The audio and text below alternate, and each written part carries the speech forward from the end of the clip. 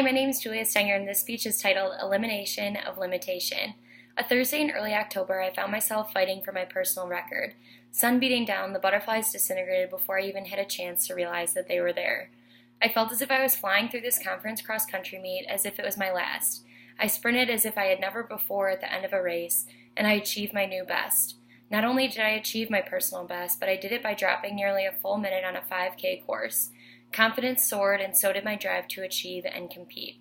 The intensity of competition, the passion and drive, the meaning for sports puts an emphasis on faster, higher, stronger, as the Olympics prioritize.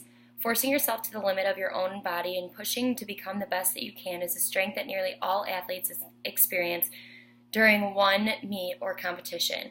However, what if you were an athlete that you had always been, but had an identification that excluded you from competition?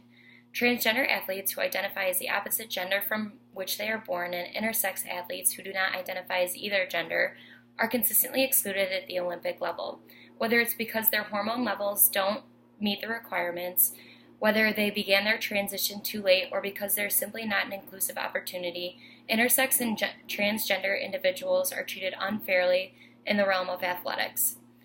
This is a controversy that is ever present in the Olympic arena at this time in a variety of sports and talents. Intersex athletes, regardless of the level at which they compete, should be able to fulfill their passions and drives just as I was able to in my high school athletic experience. If I were unable to compete at the prime of my athletic ability, like that one fateful day in October, I would truly be devastated. From the articles that I analyzed, I found that I disagree with two articles. One published by the Washington Post titled, "Do Transgender Athletes Have an Unfair Advantage at the Olympics?" by Stephen Petro, as well as another article titled, "Having Harsh Limitations for Intersex Athletes Can Cause Irreparable Damage and Should Be Eliminated, According to Researchers." But I have found a valid argument and agree with the following article titled, "Beyond Fairness, the Ethics of Inclusion for Transgender and Intersex Athletes." Overall, transgender individuals need to be able to compete without exclusion at the Olympic level. The first article that I disagree with was written by Stephen Petro and published by the Washington Post and exemplified the thoughts of athletes who have experienced competition against other transgender athletes. The athletes themselves argue that they have an unfair advantage, and Petro writes, "One competitive cisgender female runner who did not want her name used explained how incredibly unfair this is to her, attributing the rule change to the IOC's trying to be politically correct."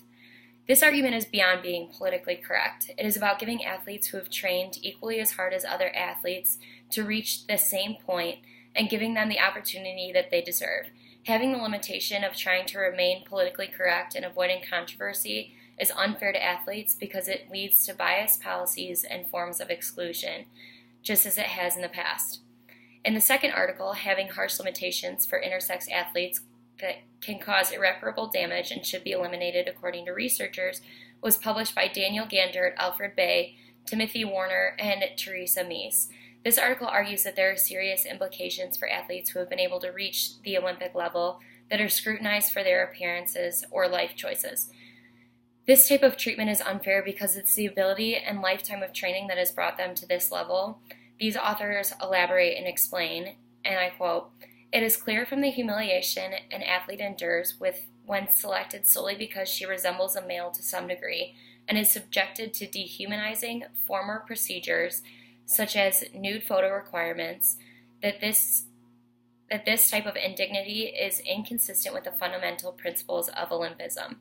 Not only is the treatment unfair and dehumanizing and humiliating for individuals who even resemble male as female or vice versa, an appearance has caused to have a woman's silver medal achievement stripped from her after a lifetime of dedication and true success. These type of incidences have placed increased emphasis on the appropriate levels of testosterone or medications to alter the state of an athlete's body to maintain the categorical definitions of the competitions. This unfair treatment, because it's not only costly, but is drastically affecting the state of health for the individual, both mentally and physically.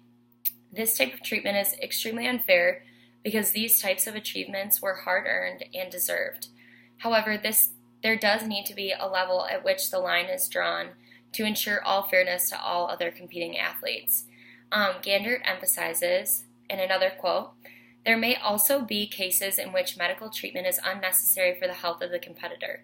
In fact, treatment itself may cause health issues such as removal of functioning gonads, which may lead to a later onset of osteoporosis unless an individual follows a strict hormone replacement regimen. Having these limitations on individuals who are transgender or identify as a gender that they were not born with can have significant effects on their bodies for the remainder of their lives. Athletes should not face limitations that will cause them to lose their ability and to lose the training that they will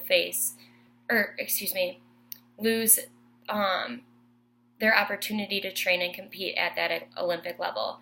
I agree strongly with the arguments for the elimination of these limitations. However, the mental effects are severe, and there needs to be a level for all other athletes who are competing to also have the same fairness in their competitions as well, as they are also deserving and have trained their entire lives.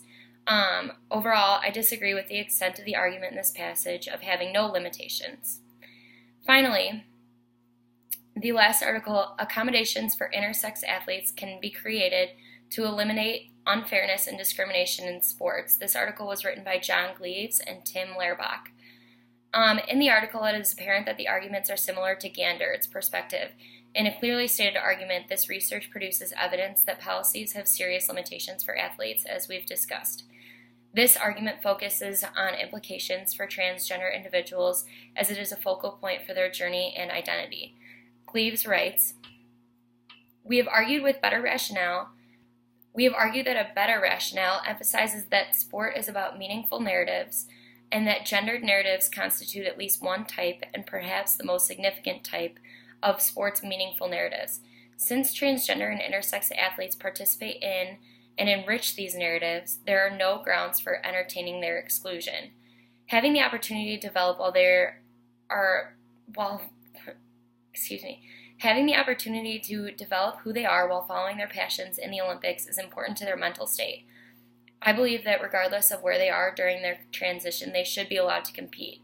However, it may be difficult to allow for fair competition. Finding an outlet for these athletes to compete and achieve while allowing for fairness in the games, too, would be an ideal scenario. The statement that defines my beliefs in relation to this article was written by Gleaves in the following.